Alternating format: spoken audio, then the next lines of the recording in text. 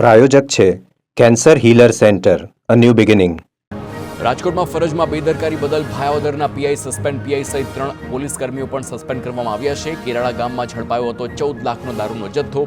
એલસીબીએ દારૂનો જથ્થો ઝડપ્યા બાદ પીઆઈ સસ્પેન્ડ. રાજકોટ જિલ્લા પોલીસ વડા હિમકરસિંઘે આદેશ કર્યા.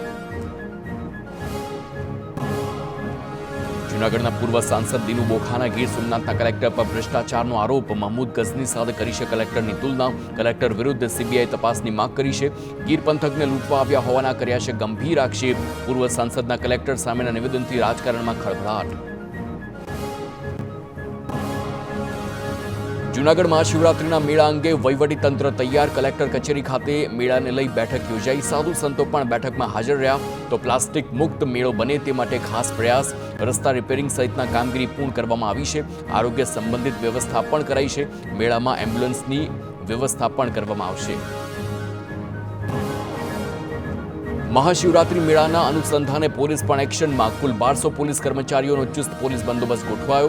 468 સીસીટીવી કેમેરાથી શહેર પર અને 51 કેમેરાથી ભવનાથ પર નજર રખાશે.